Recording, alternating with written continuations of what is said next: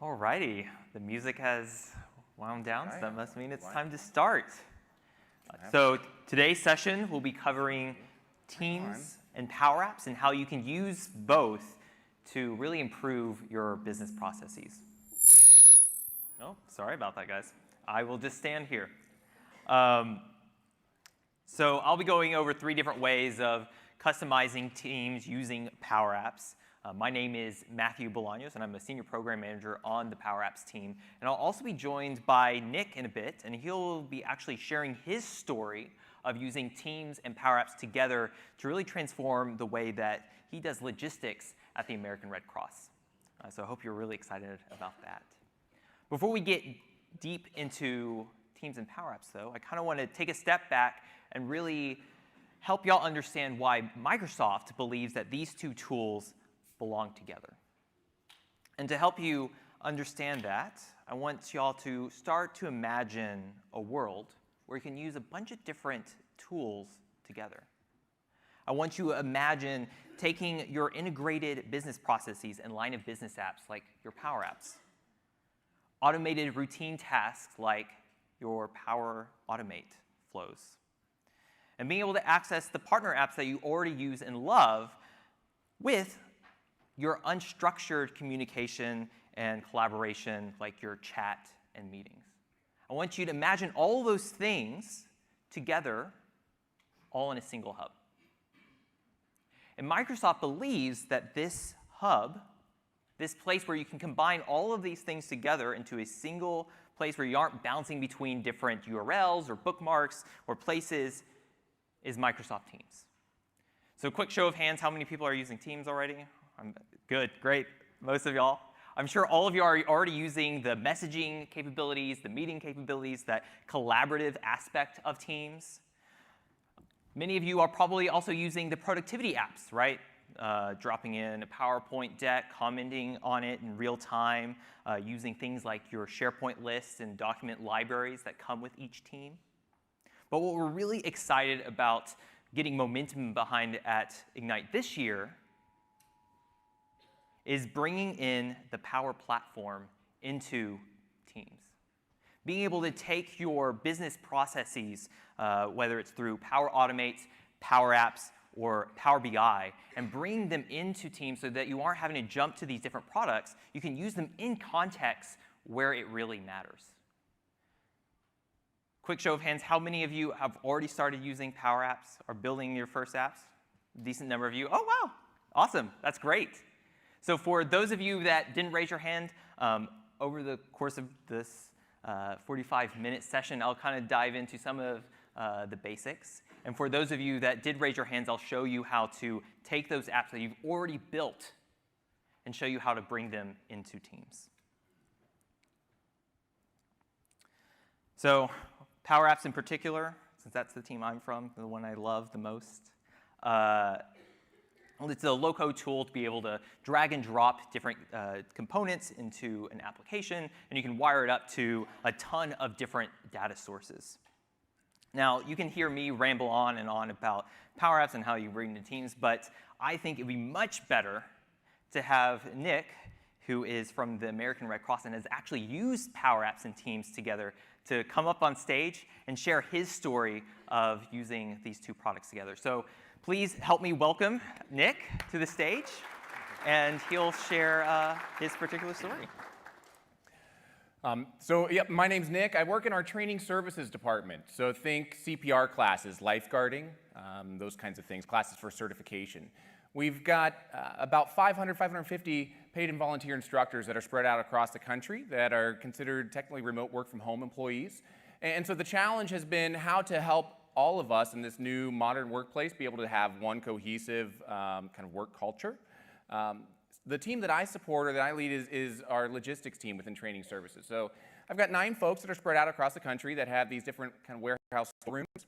And their role is to equip the instructors with the equipment and the supplies that they need. Prior to the Power Apps and really to Power Apps, but then also with Teams, but prior to that, we were using a paper-based process. The instructors would fill out this little order form. They would scan it, email it in, and it would get routed to different folks. And it would take about 3 to 4 weeks for people to get their supplies delivered to them from the time that they placed that order. And much of that was just because it went to these different folks, and we never really had visibility of like who it was bottlenecking with. Through making a Power App for it, we were able to then reduce that order life cycle down to 4 to 5 business days from the time that somebody places their order to the time that that package is delivered on that instructor's front porch. So it's been really cool. It's been exciting. So I'll take you through just kind of walking you through how we utilize teams and how we structure our channels, and I'll show you the Power App itself. I'm not in IT, just to clarify that. So I guess I could be what you consider a citizen developer. People have asked, well, what do you consider yourself? I'm like, you can call me whatever you want. I just consider myself somebody who is passionate about using technology to solve problems. So equate that to whatever verbiage you want to. It makes no difference to me. But I started with the Supply Hub piece as my first app about 2 years ago, and we started using Power Apps actually when it was in the preview, so I don't know, maybe it was more than 2 years or whenever it was. And so we've got a lot of apps that are out there now. It's been pretty cool, and now I've even been able to work with each of my team members to where they're also building apps. And so we have this kind of weekly revolving call where with each of the team members that are building apps of like, hey, where are you getting stuck? And so then they're continuing on during that next week, and then we see, okay, here's where I'm stuck, and then we just continue on. And so it's been really neat, and the folks that are now learning things that maybe they would never have thought that they could do before, right? We know that our employees are going to live up to the expectations that we set for them and the belief system that we have in them. And so I think that's a huge piece of it. All right, so this here is our actual live teams here. But just to show you, we chose to take a look at teams by more department, I guess you could say, and then breaking down into channels based upon the job function. So for example, I have some team members who they focus on just issuing equipment to new hires and bringing that equipment back from separated employees. I have folks who their specialty is just sending out supplies to folks. And so they work within the channel that they support. So in that equipment issuance return piece, they're working there within that channel. And we've got links then to the apps that support the function that they're doing. So equipment issuance return, they know they're working in that channel. They're then moving over and they're working on an asset tracking app that we have there, what we call the Gear Hub. The supply folks, looks like they come in here, right? And then we can move over to the Supply Hub fulfillment end. So that's how we've chosen to kind of structure our teams, and then also embedding then in the Power BI reports and the apps that are associated with that. So again, then each of our instructors, they're a part of a certain geographic territory. They all have their own teams, and then we're using the new SharePoint Hub piece as that kind of like the mothership to connect all of those different teams to. Because at first we had we were calling it team creep, just to where it's like we had a team for everything and we couldn't know how to find all this stuff, right? And so we brought it into that mothership, and so now it's irrelevant as to if somebody posts that news post on the logistics, or if they post it on the instructor for Pacific Northwest. It's just kind of all funneling up to the same area. Pretty cool. So I want to walk you through a demo here as to perhaps an instructor that is needing to place orders for the supplies that they need. So you can see here, this is an example of Nick as an instructor, myself, playing in the instructor role, coming into needing these equipment and supplies. So I'm going to load up what we call the Supply Hub. And something new that I discovered is this cool expand tab. Did everybody else know the expand tab was there? I thought it was pretty awesome.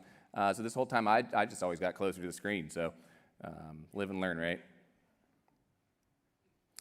So what's really cool, so this is a Canvas app. And they're going to go ahead, we're able to bring in data from our learning management system to be able to see even like courses that are upcoming. We're able to, we map out, we know what products they're going to use in each of those classes, so then we know the max counts in those classes and the average fill rates in those classes. So then we can easily assess as to here's the number of supplies that we anticipate that person would need to be able to even provide some quick help in being able to add those items to a cart. I'm going to come over to this shopping cart view here, and let's see if we can click on some categories. So we can just quickly add items to our cart. We've got a product list on the back end.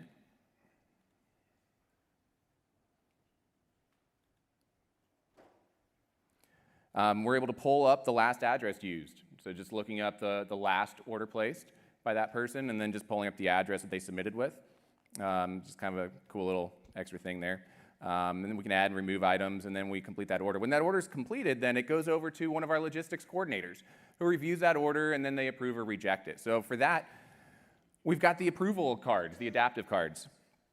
And full transparency here, I set myself as the approver for the simplicity of the demo, and to also not confuse my staff there, right? But so we've got the review of the content there. We can see when that comes in, and then they just approve or reject. And then one thing I thought was interesting is I was watching a couple of YouTubes and some blogs on how people choose to do the adaptive cards. They were saying you should disable it for your email, but keep it in the adaptive card thing. I thought it was cool. Just leave it all on, right? So now then they can approve it through their email adaptive card or through their email piece. They could approve it through the adaptive card in the chat channel. And then if you got your Power Automate app, you can just approve it through there. So I thought I just left it all on, and I'm sure my staff loved me for getting like 3 alerts for one thing. But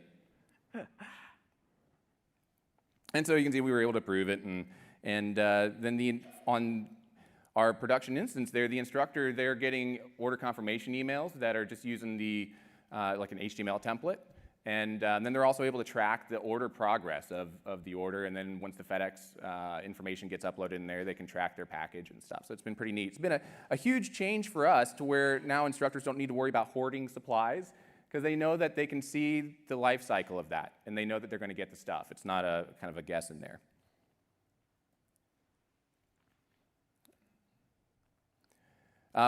It's been huge from the sake of the Power BI instance. What led me down the Power Apps path to begin with was I was part of a work group. In a prior role, I was supervising instructors for kind of a 2-state area. And I was put in a work group tasked with trying to understand the order life cycle of our supplies.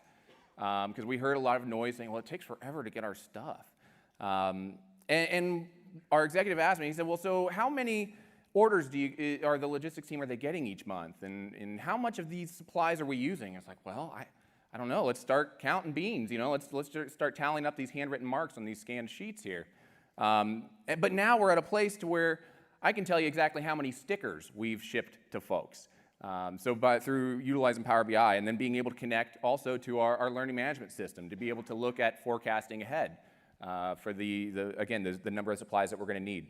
So it's cool. You can embed all this stuff in there, and just like even with the Power App as well, you can chat within there, and so you can mention folks. So you can do that even with the Power App. So I'm here in Power BI, but if I had my app pulled up, you could chat in line with it, and that's super cool. And so then finally, let me just show you kind of the back end of the app here so you can see it. Most of this is just all galleries. So you've got galleries there with some different labels that are just kind of pre-staged in their little spots, and so it just fills down. Using components you got a component for the header label up here, and then also for kind of the little user profile pick. So we're pulling that user profile and that information there from the Office 365 connector, bringing that in, and then you're able just to kind of use this in other instances then. And then things like the little squares around there. For here, it's an image that you're using with the little drop shadow thing. But you can also, there's some cool blog posts where people are using the HTML text piece and using that CSS kind of inline drop shadow piece. And so you can do that, and it just kind of makes it look a little bit cooler in that way. But again, it's just all kind of creating one little component of it and then just letting it kind of repeat itself. You don't have to do any more with it. I think that is what I got, man. Well, thanks, Nick. I know you mentioned earlier when we were talking outside in the hall that before Teams came along, you had to share all these different URLs. Oh my gosh, yeah. Can you tell me a bit about that? Yeah, so most of the instances that we use of our Power Apps, they're shown through the web version, the web URL, and it's a long URL for that, right? So before we had the stuff embedded in Teams, we were creating like short links for all these apps, and then you realize that if I change the URL on the back end, we aren't paying the premium for the better short link version thing, and oh crap, now we got to update our manual for this thing now. So that's been a huge value add for us. Prior to Teams, one of the biggest pieces of feedback that we received was that people saying, well, I don't know where to find this stuff. I feel like I got to go to all these places. I've got this alert fatigue. And so now just being able to have it in one spot And then using our mobile device management system, we push out Teams and Power Apps to all of the tablets that the instructors have. They all have these tablets with LTE built into them. And so it's just like, it's there. They don't have to think. It's just, they go to the Teams, they tap the icon, stuff's there.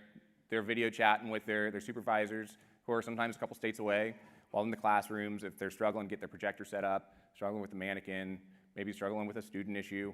And so it's all in one spot, and it's really brought us together. Kind of puts that transparency there in communications too, which I think for everyone was a little nerve-wracking at first, but it's been really cool. Yeah, and then tell the crowd how much time is now being saved because all of this is now digitized in the modern workspace. Oh, sure. So for the supply order cycle, we were able to reduce that life cycle from that 3 to 4 week life cycle down to the 4 to 5 business days. So that was huge. But we're doing it in all sorts of other. This is just one example, but we're doing asset tracking.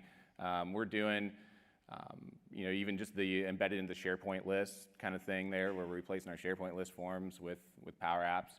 And I think the most exciting thing for me is just that you give people a tool. It's Microsoft, they give us these tools, empower everyone with these tools, but it's up to us as managers to empower our employees to use them. And I think that's been the coolest thing that I've experienced, at least especially at the Red Cross, is that everyone's been empowered to use them. It's to where now people that would not have normally built stuff are building stuff, and it's not taking away from other people. It's not creating threats. It's just allowing for other issues that wouldn't have been seen to be solved. Well, thank you, Nick. That was very inspiring. All right. Glad to have you up here. Let's give another round of applause for Nick.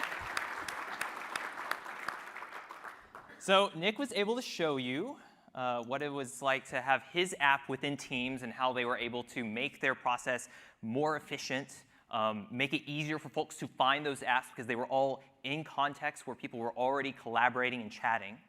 And what I want to be doing with the rest of the time is actually showing you how to embed those apps, right? We have 3 different ways to take a Power app and bring it into Teams. So to get started, let's see what app we're actually going to be embedding within Teams. If you've been to the booth for the Teams and Power Apps booth or the various keynotes, this app probably looks fairly familiar. So this is a process returns application, and basically allows someone to come into the app, click on returns, and then they get to fill out the form of whatever good that they received so that they can restock it, or if the quality is really bad, they can just throw it in the bin. What's great about this is it uses, say, the AI builder capabilities of Power Apps to automatically detect an image and pull in the relevant information. So here it's actually analyzing this filter. It then is able to go, hey, this is a filter, and then it'll actually put that information inside of the form. But as Nick described earlier, having these apps, oh, it looks like it thinks it's a digital camera, whatever. So what Nick was describing is it's fine to have these apps, but if you have a ton of them bouncing around inside of your organization, it's really hard for people to actually find them. It would be much better if all of these apps were inside of a single place where people can find them. So let's add them to that place, which is Teams. So if we go to our Teams account, we already have an operations team, and just like Nick, the channels are kind of subdivided by the task or job that a particular operations person has to complete. We have one for insights, so people can start chatting about the different data that they're seeing. Hey, there's a spike in this particular product. Hey, there might be an issue with some sort of operations pipeline. And instead of having to bookmark some Power BI report, they can just click on a tab in the top right and have that Power BI report open inline, just like Nick demonstrated. Whenever you submit the approval, you probably want to have it approved. You might want to print a packing slip. Nick showed off how Flow can be integrated into it. You can also include those Flow notifications inside of the Teams channel itself so that anyone can start approving it. But what we care about is how do we get our app into Teams. So we have a channel in here called returns processing. So people can start chatting in here. It's like, hey, I got this damaged good. What should I do with it? And what folks in the channel should be able to do is say, hey, go ahead and start adding that information inside of the returns processing app. So I already have it pinned, but I want to show you what it's like to pin it for the first time. So if you click on the plus button, what I'm going to show you is way number 1 of adding a Power App into Teams. And this is kind of the old school way. It's what's been out for a while now. What you can do is search, and this is the way that Nick has done it in the past. You can search for Power Apps, and you'll see a nice little Power Apps tile show up. And if you select that, it will give you all the applications that have been shared with you in the past. What we're interested in is this CT returns demo. We'll select that guy and click Save. And voila, the app is inside of Teams. Pretty impressive. And I can go ahead and start filling out this information so I can complete my return. Way number 2 is, wouldn't it be nice if when I clicked on this plus button, instead of having to search for Power Apps, because not everyone you share an app with might be familiar with the Power Apps branding, what if they could just search for the application that they wanted, like returns? So we've already added an application called CT Returns, and it's showing up as a first-class app within Teams. But I want to walk you through how we got it there so that you can do the same. So we'll close out of this. If you are an admin of Teams, and you go to your app catalog, so we're going to go to the apps list. It looks kind of like this. You'll have a button called Upload a Custom Apps. And you get a special button that allows you to upload an app for the entire tenant. Everyone else in the org gets to upload it just for themselves and for their teams. So what we want to do is upload for this tenant our application. Now, in the past, what you would have to do is create this JSON file of a Teams app manifest, and it was very technical and very difficult. But as of last week, we now have an easy button within Power Apps to generate this file that we're going to upload so that you don't have to hand code anything. So let's go to Power Apps and see what that's like. So we're going to go to our Power Apps tab. We're on the home page. I want to go to our list of apps. And any Canvas app that you have, if you select it now, there's this beautiful, beautiful, beautiful Add to Teams button. And if you click on it, there's some nice instructions. We don't need to read that because I'm just going to demo it for y'all. We're going to click on this Download App button. It's going to think a bit. And then this zip file that's returned back to us is the exact file that we need to upload into Teams, the one that I used to have to manually create. So we'll go back to Teams. And what we really want to do is for this catalog of built for CT electronics, we want to add that extra tile, that extra app of our new returns application. So I'll go ahead and click on Upload for CT electronics, sift through my downloads folder to find the relevant application. If we give it a while to think, it gets added as a new application. And now when anyone else in my organization wants to add a new tab, they don't need to search for Power Apps and then sift through the apps that have been shared with them. All they need to do is search for returns, and the new app that we just uploaded is there, which is pretty awesome. So we can add it for a third time. But we're not going to do that. The last thing, which is even more exciting, is you can actually bring your apps into the app bar. So everything that we've shown so far, the Power BI reports, the flows, even the apps in this returns processing channel, they're great for whenever you want to do some team collaboration, right? But not all apps are things that you want to collaborate with folks. Maybe you need to book a room. Maybe you need to request some time off. These are apps that are personal, right? And so we have this concept called personal apps, and those are the apps that you can see pinned in this app bar.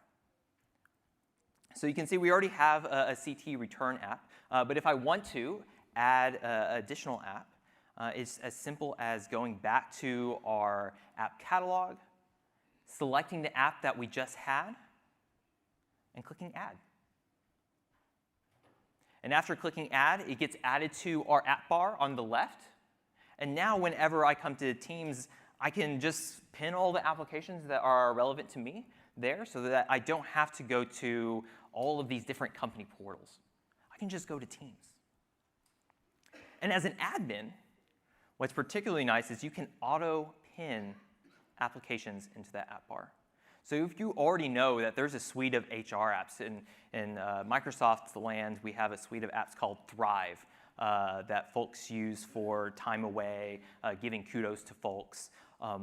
And what would be really nice is if the IT admin, instead of having these links float out into the ether, just pin them all for us within Teams. So to do that, you'll want to go to the admin portal for Teams. And there's a whole section on all your Teams apps. The one we care about is Setup Policies. And I'll show you just how easy this is to set up. You can set up policies for a subset of people. So maybe you have some first-line workers that just need a handful of frontline applications for the field.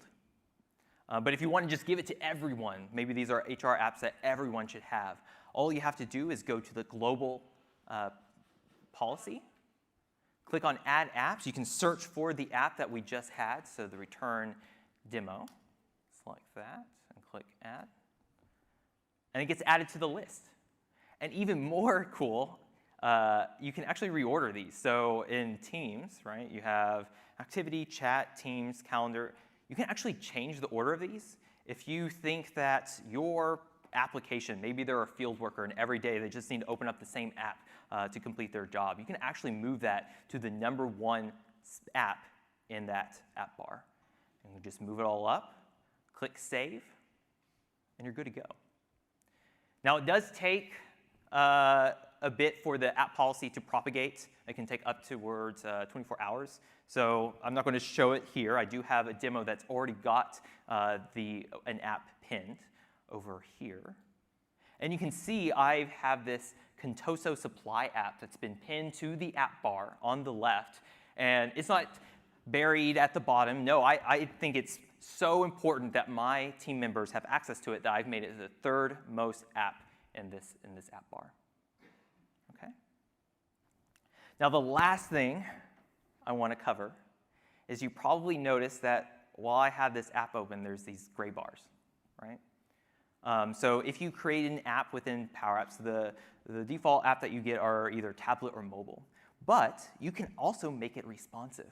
And this is really great for your Teams embedded scenarios, because as people go from the desktop application on Teams to their mobile phone, you want it to be able to scale to whatever screen size that they have.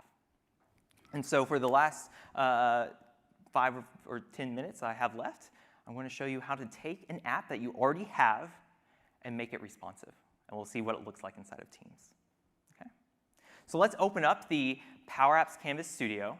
So for the half of you in the crowd that didn't raise their hands on I've used Powerapps before, this is what it looks like. It should feel very familiar. It's supposed to be kind of a combination of PowerPoint and Excel. So instead of slides, you have various screens, right? So we can see our return form here and our home page over here. You have property pane, and then the Excel bit is this formula bar up top, which is what we're going to use to make our app responsive. Now, before we start getting into the app and start rearranging things and moving things around, we want to change some of the app settings.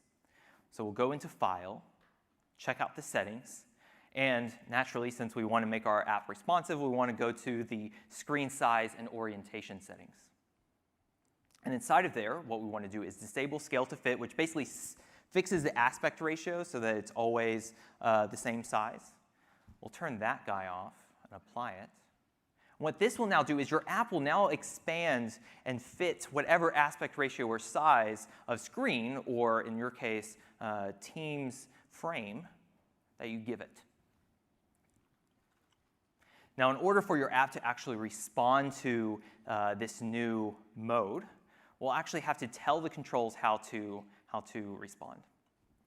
Take, for example, if we're in a mobile, right, and we just cropped this application, our lovely little navigation control will get cropped off.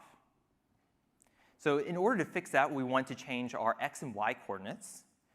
Right now, they're hard-coded, which isn't too great because mobile devices, their width is much less than 523 pixels. So to center it, we'll type in a fairly simple formula. So we'll say parent.width divided by 2, right? We're taking half of the parent to get it kind of centered.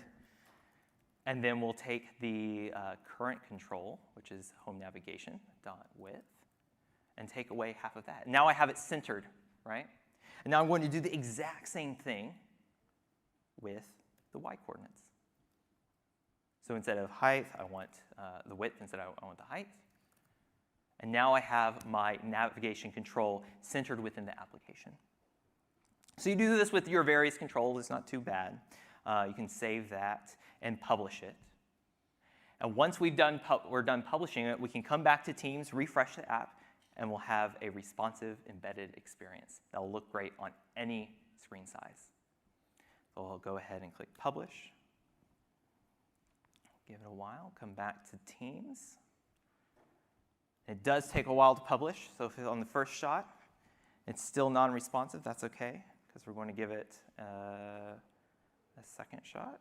There we go.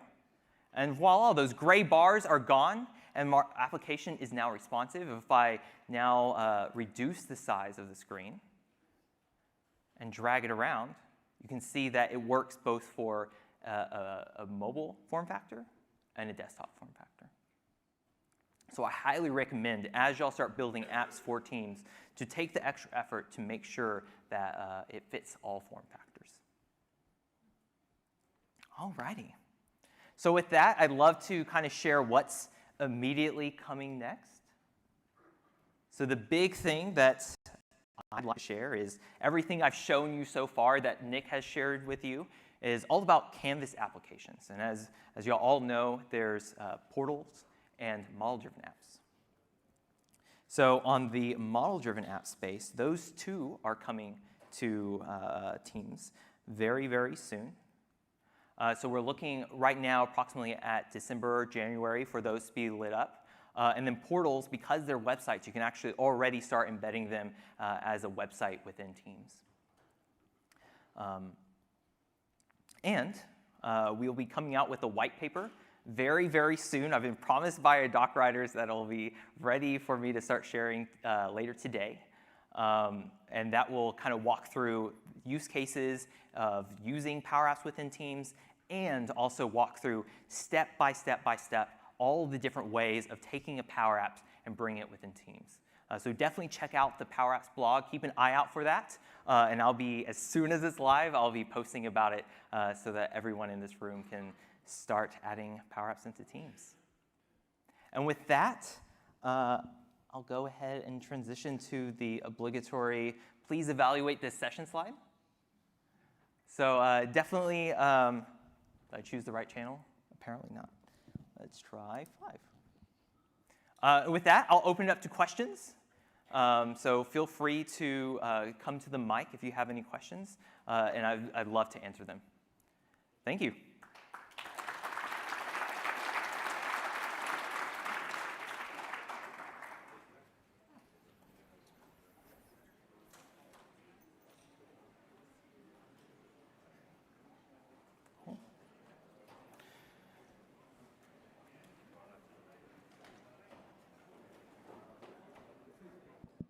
Yeah, go for it. Can you hear me?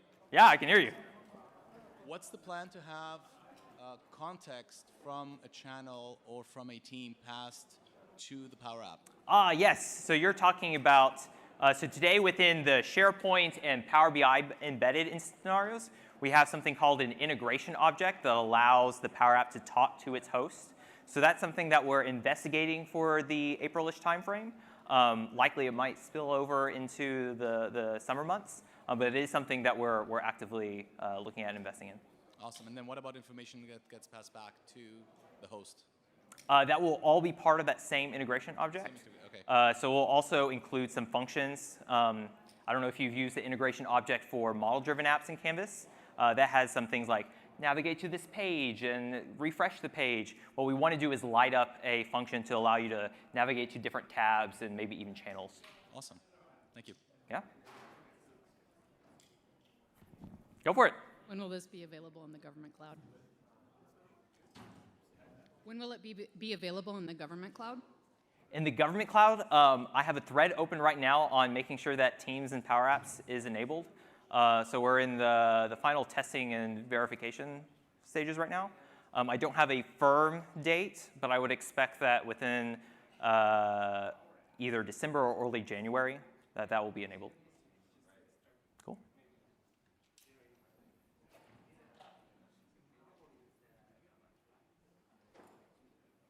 Awesome. Well, if any of y'all have any questions that y'all don't want to share on the mic, feel free to come up to me or Nick, and we'll be up here answering any questions. Thanks, everyone.